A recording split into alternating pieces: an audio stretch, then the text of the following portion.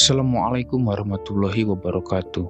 Kembali lagi di channel Filosofi Waktu, tempat di mana kita bersama-sama belajar, merenung, dan memperkuat iman.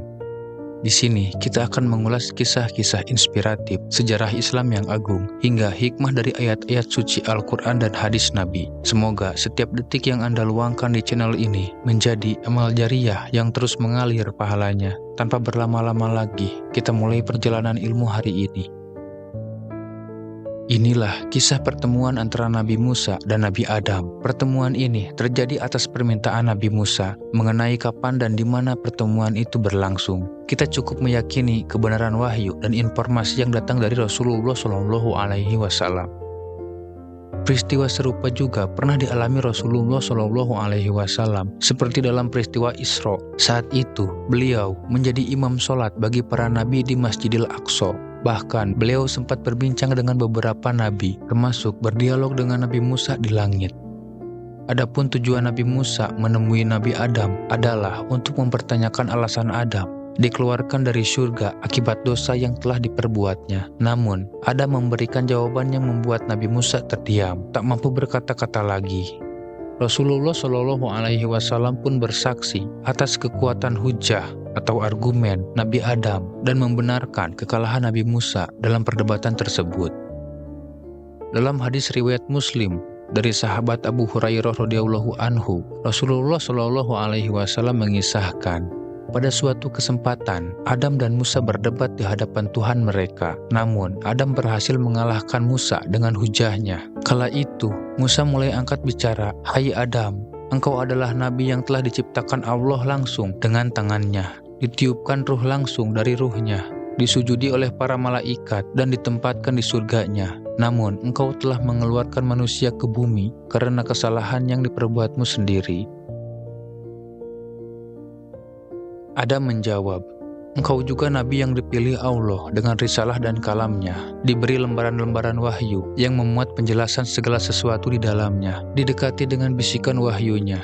Lalu berapa lama engkau mendapati Allah menulis Taurat sebelum aku diciptakan?"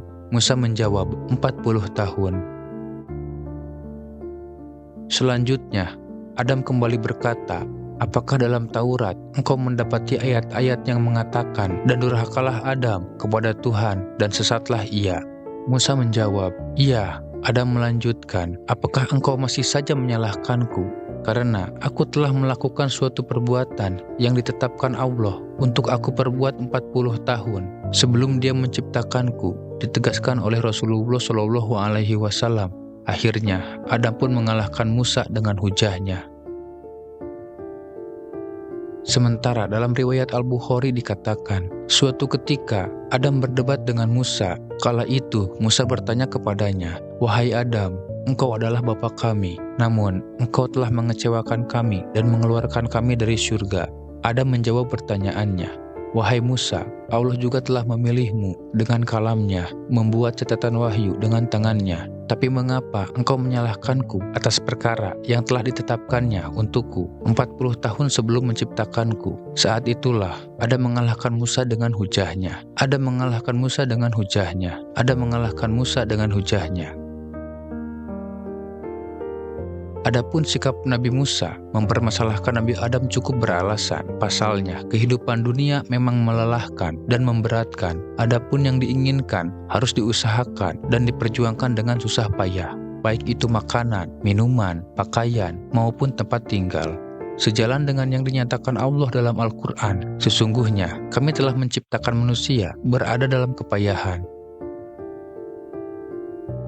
Demikian pula penderitaan dan kesulitan yang dialami Nabi Musa ketika menghadapi Fir'aun dan para pengikutnya. Ia terpaksa melarikan diri dari Mesir menuju Madian, lalu harus mengembala kambing selama 8 tahun di sana. Belum lagi berbagai cobaan yang datang dari penentangan, penolakan, dan penderitaan yang ditimbulkan oleh kaum Bani Israel.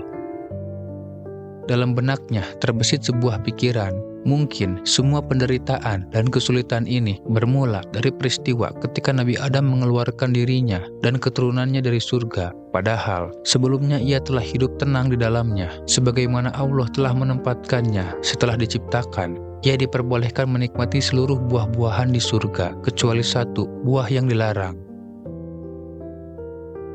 Di dalam syurga, Adam dijamin tidak akan lapar, tidak akan kehausan, tidak akan kedinginan, dan tidak perlu bersusah payah dalam hidup. Namun, setelah ia durhaka kepada Allah dengan memakan buah terlarang itu, ia pun diturunkan dari syurga. Sejak saat itu, manusia tidak lagi memperoleh kehidupan yang menyenangkan tanpa melalui perjuangan dan kerja keras.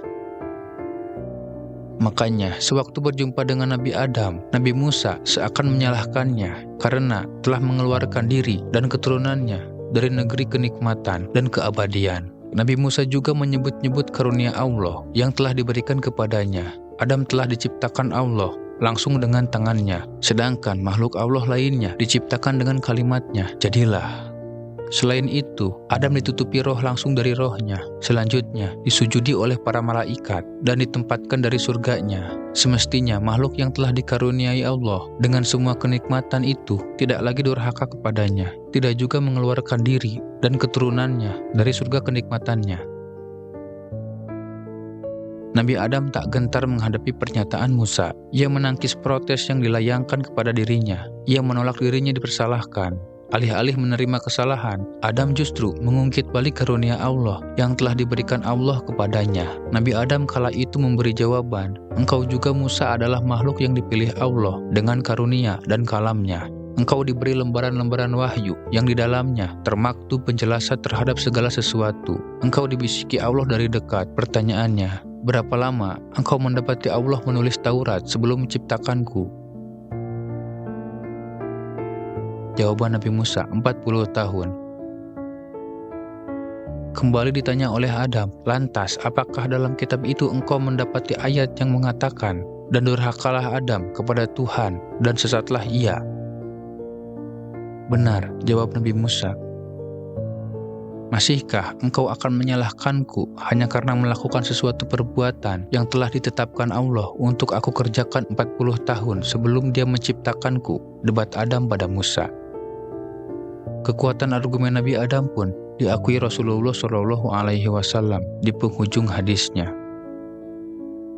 Alhamdulillah, semoga apa yang kita pelajari hari ini membawa keberkahan dalam hidup kita, menambah keimanan, dan mendekatkan kita kepada Allah Subhanahu wa Ta'ala. Jika ada kebaikan dalam video ini, maka itu semata-mata datang dari Allah. Dan jika ada kekurangan, itu datang dari diri kami yang lemah ini. Jangan lupa untuk like, share, and subscribe agar semakin banyak saudara kita yang mendapatkan manfaat dan hidayah. Dukung terus channel ini agar dakwah kebaikan terus menyebar ke seluruh penjuru dunia. Sampai jumpa di video berikutnya. Wassalamualaikum warahmatullahi wabarakatuh.